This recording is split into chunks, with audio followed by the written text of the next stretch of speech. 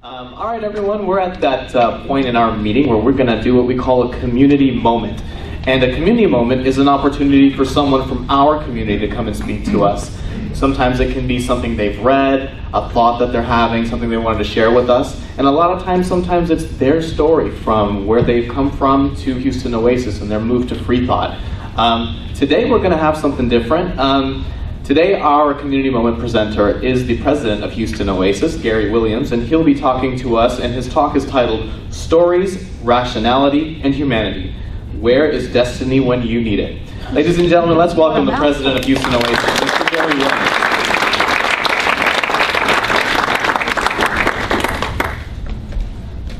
Thank you, Johnny. That was a little more than I expected. This talk is, Mike and I were thinking along similar lines, which happens from time to time. But Mike gave a talk, 3 weeks back on stories? Something like that, 3 weeks, a month back. And I had thought about a community moment of roughly the same thing. And so we decided it would be a good idea for me to do it a little bit later to kind of reinforce the topic. From there, as I kind of wandered through my thoughts, it went more from starting with Mike and wandering off into a sort of random exploration.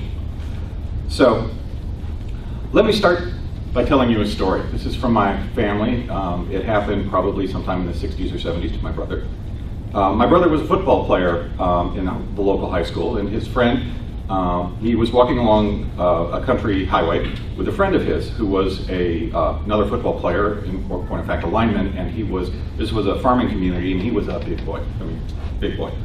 White. So they're going along, walking along the side of the highway, when all of a sudden a car goes whizzing past, and his friend suddenly goes, "Whoop," and my brother looks down and he's covered in red, and he's lying there on the ground saying, they shot me, I'm dead.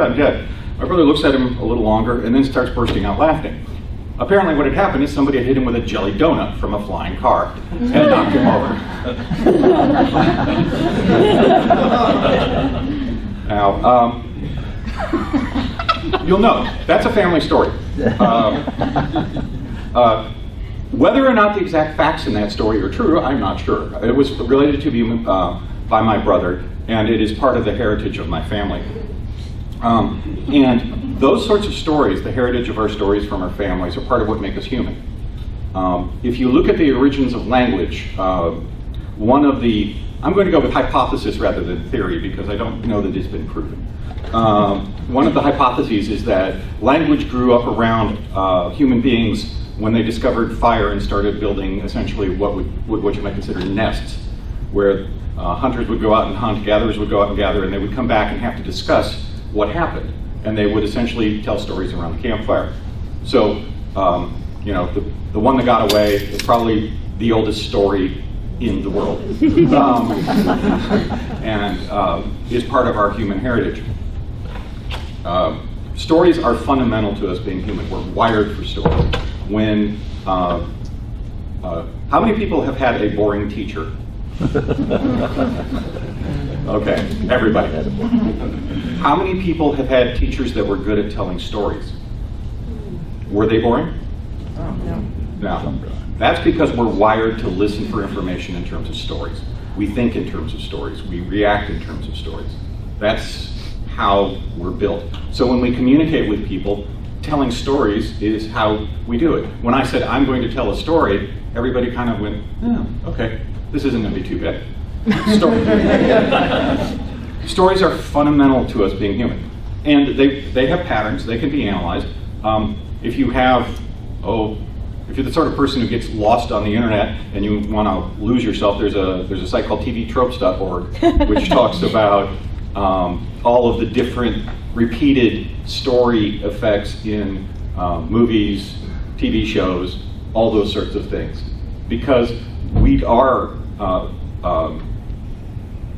wired for that kind of repeated thing. We want the stories to happen in a particular way. As a matter of fact, there's a book by Joseph Campbell called The Hero with 1,000 Faces, which has been very influential. And the hypothesis of that book is that there is really one big myth that is repeated over and over and over again by every people of the world.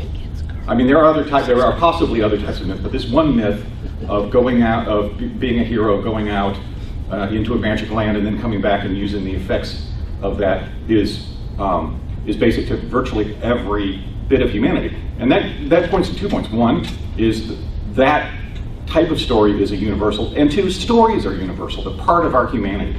So when we're looking at the fact that we are humanists, part of what our heritage is stories. On top of this, we have the concept of a meta-narrative, which is stories about stories. We talk. There are many books these days. There's a book called Red Shirts, which is a story about the people in effectively Star Trek universe who are not in the main narrative and what the world looks like when it's being written for them. And they have the main narrative out there trying to kill them off and them trying to escape it. So it's kind of a story about stories.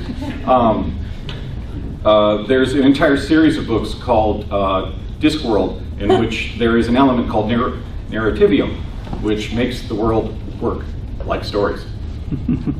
There are various other ones. So stories drive us. But one of the things about stories is they aren't true.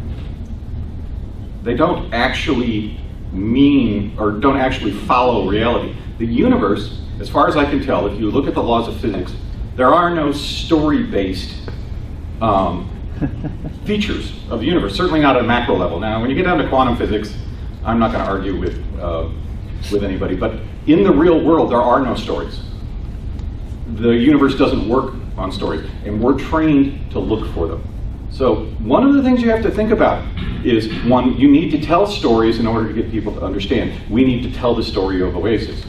But when you're looking at it in your real life, there's a subconscious desire, a subconscious idea that it's going to come out as a story, that your life is a story, that there is some kind of destiny or feature. I mean, a discredited version of this, I'm hoping no one here is still like that, is the princess story, Waiting for Her Prince Charming. That was a story that was sold to little girls all through the 50s and 60s in the US. And it really wasn't true. Sometimes it happened, but no guy is Prince Charming. No guy is going to give you happily ever after, no matter how good he is. It's just not going to happen. Marriage and relationships are work. That doesn't work. We know that story is wrong. But we've replaced it with other stories. You know, even Disney has now got the, love at first sight isn't true, blah, blah, blah. But they've replaced it now with, if you're the dominant person, follow your dream, you can go out and do anything. Well, that isn't actually true. I mean, it's not. I mean, if you tell a kid, yeah, you can be a rock star, the answer is he might be a rock star, but he also might win the lottery. It's a risk. I mean, you've got to deal with the fact that the real world doesn't work like that. It works like that for some people in some cases, but that's just chance. It's exactly the same as the Texas sharpshooter idea, which is the idea that a Texas, it's the story about I'm going to be the world's greatest sharpshooter. So he shoots his gun at the side of a barn, he manages to put the holes together, and then he draws the target around it. So when we go to people who are successful and say, why are you successful? Well, the answer they give is going to be whatever they think made them successful. But in many cases, there was a big dollop of luck. And nobody really, well, you can't tell people, oh, they were just lucky. I mean, we're all lucky here. I mean, we're in a first world nation. We have good, we have good engineering, good medicine, food, all those sorts of things. I mean, from the point of view of the average person in this world, we're very, very lucky. But we don't think of that in the context of our standard narrative. So the universe doesn't deal in stories, so what do we do about it? We remember that destiny does not exist in the real world. Just like, we don't believe that a higher power is necessarily coming down and thinking each one of us to give us a path in life or anything like that. There's no destiny, there's no author out there writing a story with your name in it. The only author of your story is you. You're the only one who can take your destiny in your hands, and it's going to be involved in a whole complicated set of things that make the universe run. And as a free thinker, I think that frees you from being caught inside the story. It means that you can live your life the way you want to live it, in a way that you think it ought to be. Now, the big problem with that is you're also responsible, because now you're the author of your own story. There's nobody out there writing it for you. Everything that happens to you is partly the way you made it. So that's an awesome power, and it's an awesome responsibility. And I think that it's very important that we understand that.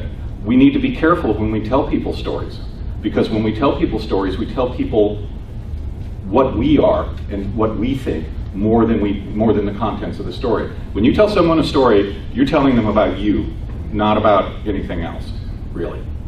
So when we look at the ancient texts and things we've inherited from our culture, we don't want to throw those away, because those tell us about who we were. And they tell us about who we were not because of the contents of the story, but because of the way the story was written. So what I want you to all think about is